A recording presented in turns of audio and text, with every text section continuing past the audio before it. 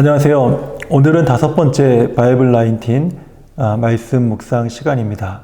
신명기 19장의 말씀을 함께 묵상하면서 이번 한 주간도 하나님의 말씀을 힘있게 의지하는 저와 우리 모든 성도님들 되시기를 주님의 이름으로 축원합니다.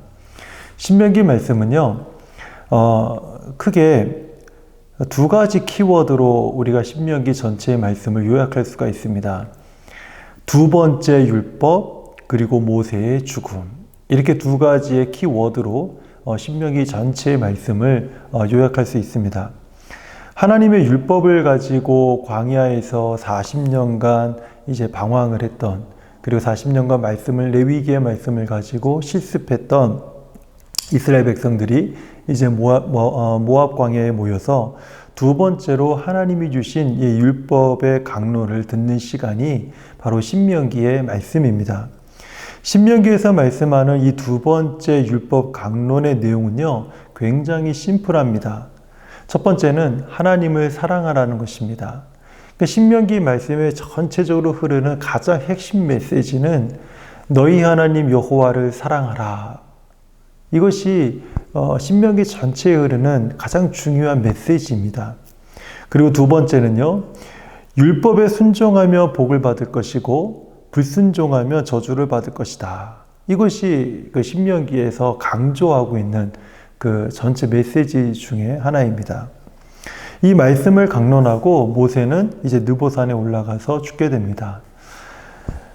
이번 한 주간 우리가 이제 묵상하려고 하는 이 신명기 19장 말씀을 이제 함께 보려고 하는데요. 이 19장의 말씀은요, 크게 두 가지의 주제를 다루고 있습니다. 첫 번째는 도피성에 관한 말씀이고요. 그리고 두 번째는 위증죄에 관한 거짓 증언하는 것에 대한 말씀입니다. 먼저는 이 도피성 제도에 대해서 말씀을 드리겠습니다. 이 제도는요, 사람이 본의 아니게 실수로 사람을 죽였을 때에 관한 것입니다. 예를 들면 이제 여러 사람이 산에서 나무를 베고 있었습니다. 그런데 도끼날이 나무 자루에 빠져서 날아간 거예요. 그리고 옆에 있는 사람의 머리를 쳐서 그 사람을 죽이게 된 것입니다. 이게 고의로 한 것도 아니고요. 그리고 무슨 누가 예측할 수 있었던 것도 아니었습니다. 그저 실수로 우연히 그렇게 된 것이죠.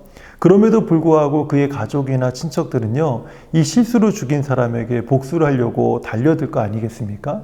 그러면 이럴 때 어떻게 하면 되겠냐는 거죠. 이렇게 실수로 사람을 죽였을 때 그 사람을 보호하는 제도가 바로 도피성 제도라는 것입니다.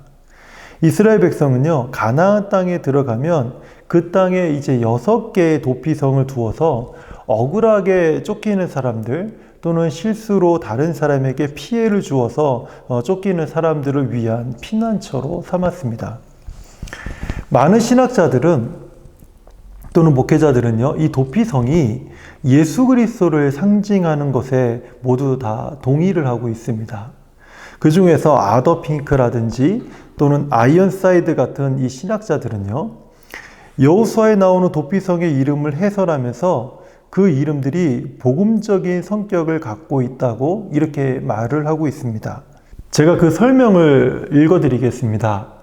앞에 말하는 지명은요, 그 도피성으로 지정된 성읍의 이름들입니다. 먼저 게데스, 성소 혹은 거룩을 의미하고, 세겜, 어깨를 이야기합니다. 그리고 헤브론은 교통을 말하고요. 베셀은 요새, 라못은 높은 곳 또는 고지, 이런 것을 의미한다고 합니다. 그리고 골란은 기쁨 또는 환희를 뜻한다고 합니다. 이렇게 6개의 도피성이 있습니다. 이거를요, 아까 말씀드렸던 아더핑크라든지 또는 아이언사이어드 같은 이 신학자들은 이렇게 해설을 덧붙였습니다. 예수 그리스도는 우리의 거룩한 성소이시고 정사를 맨 어깨와 같으시고 아버지와 사귐을 갖게 해주시는 분이시며 신자들의 피할 요새이시다. 높은 하늘에 앉게 해주시는 높은 곳이며 또 기쁨이 되신다. 그러므로 그리스도는 참된 도피성이 되십니다. 이렇게 도피성에 대해서 해설을 했습니다. 저도 이 모든 말에 다 동의를 합니다. 이런 말들처럼 예수님이 정말 우리의 참된 피난처가 되신다라는 것을 우리가 오늘 이 말씀을 통해서 한 번 더 기억하는 그런 시간이 됐으면 좋겠습니다. 이제 두 번째로 위증죄에 관한 말씀을 살펴보겠습니다. 위증이라는 말은 신성한 법의 재판 앞에서 한 증인이 죄 없는 피고인에게 심각한 악을 행했다라고 거짓말로 증언하는 것을 위증이라고 말하는 거 아닙니까? 이 재판장은요, 이런 위증을 가려내기 위해서 한 사람의 증언만을 듣지 말고 두세 사람의 증인들의 말을 들어서 공정하게 판결할 것을 이 신명기 19장에서는 이야기하고 있습니다.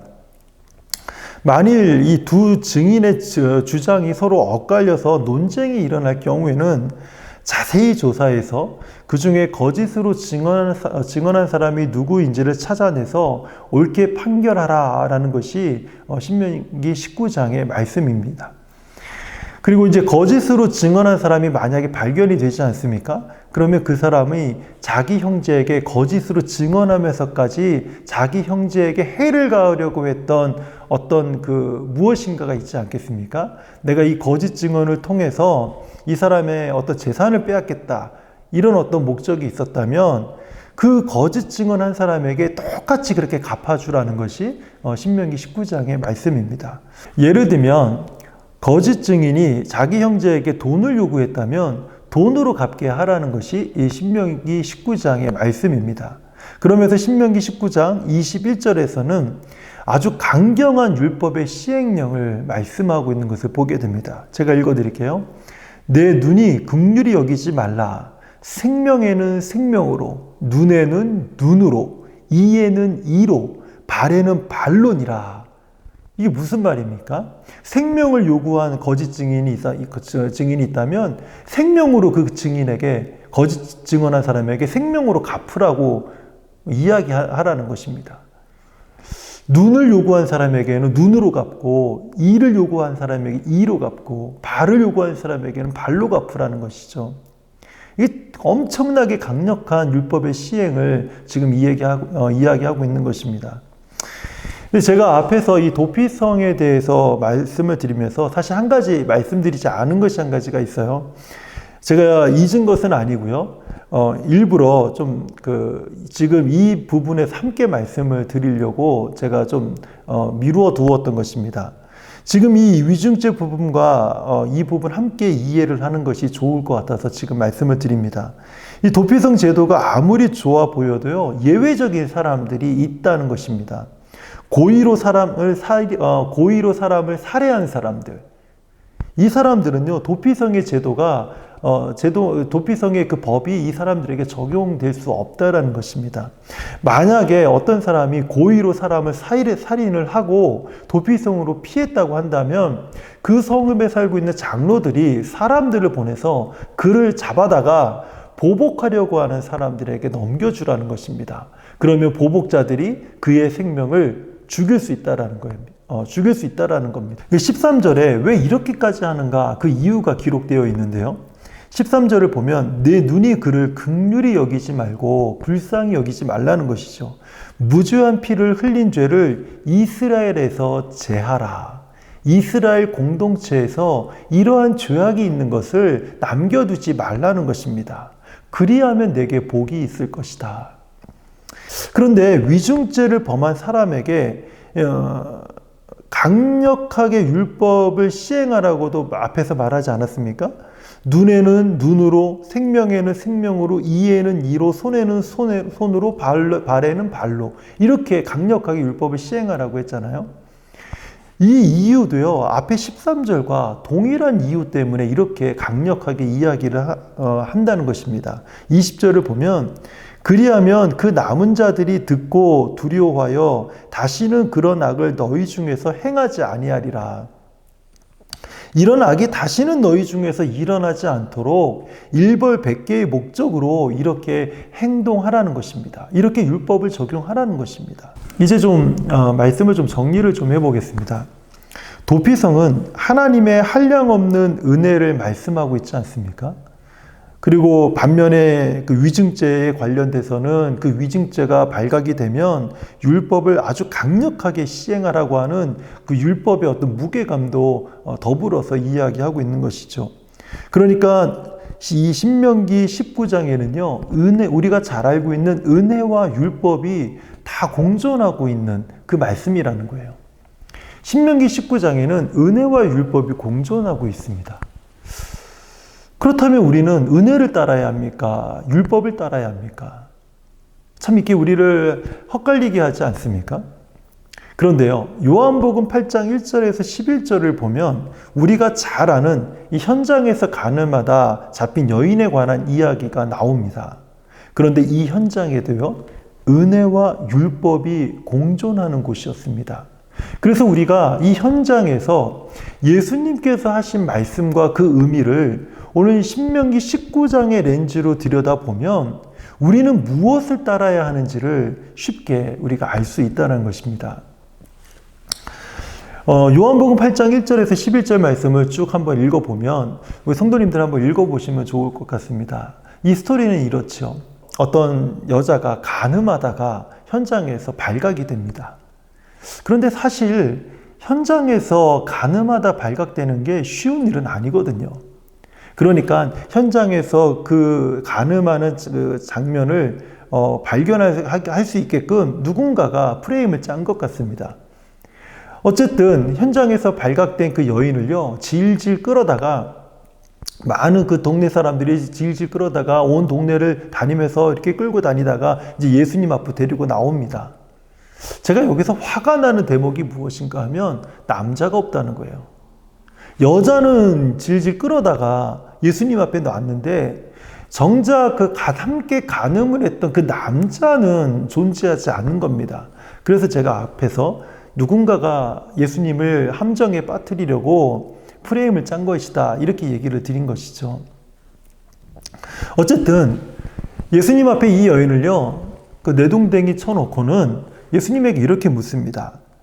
모세의 율법에는 이러한 여자, 이렇게 현장에서 간음하다 잡힌 사람은요, 돌로 치라고 명령을 했는데, 즉 율법에는 이러한 여자를 돌로 치라는 것입니다. 그런데 그럼 선생님은 어떻게 하시겠습니까? 이 여인에 대해서 무엇이라고 말하겠습니까? 이것이 사람들이 예수님에게 던진 질문입니다. 예수님을 공경에 빠뜨리게 만들려고 하는 질문이었죠. 그런데 예수님은 참 의외의 말씀을 하세요. 아무 말씀이 없으시다가 주변에 있는 모든 사람들, 이미 돌을 하나씩 다 들고 있었던 것 같아요. 그 사람들을 향해서 이렇게 말씀하십니다.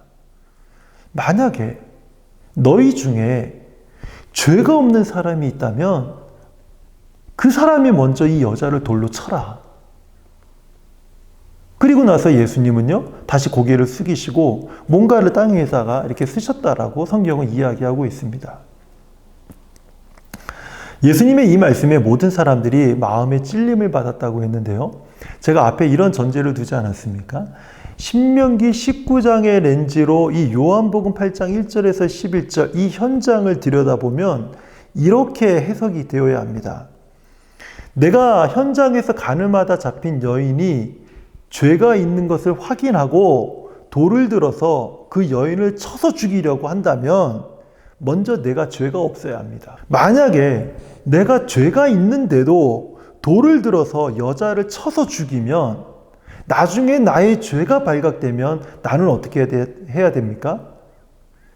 오늘 신명기 19장 위증죄에 관해서 모세가 말한 것을 기억해 보십시오. 생명에는 생명으로, 눈에는 눈으로, 이에는 이로, 발에는 발론이라 그랬습니다. 그럼 돌에는 무엇이겠습니까?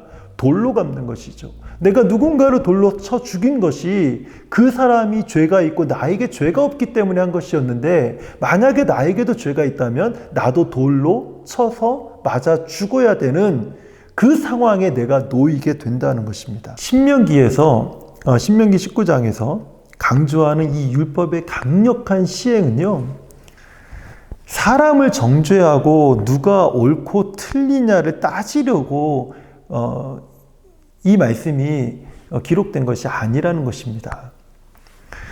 사도 바울은 이런 말을 했죠. 율법으로는 죄를 깨닫는 것이다. 우리 안에 이 말씀을 두신 것은 우리 안에 죄를 깨닫게 하기 위한 것이었습니다. 그리고 우리 교회 공동체에 죄를 깨닫게 하는 것이죠. 또는 우리 가정 공동체에 죄악을 깨닫게 만드는 것입니다.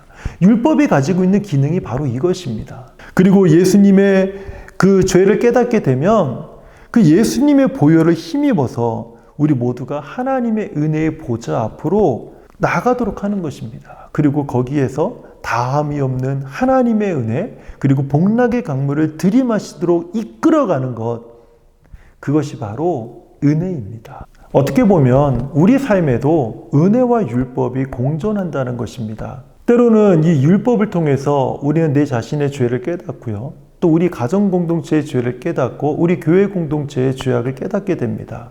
그리고 나아가서 이 율법은요, 우리 사회 공동체와 국가 공동체의 죄악도 지적하고 그것을 고발하는 모습을 보게 됩니다. 그렇지만 이런 죄악들이 드러날 때 그 드러난 죄악들을 정죄하고 고발하고 그런 목적으로 율법이 우리에게 주어진 것이 아니라는 것입니다.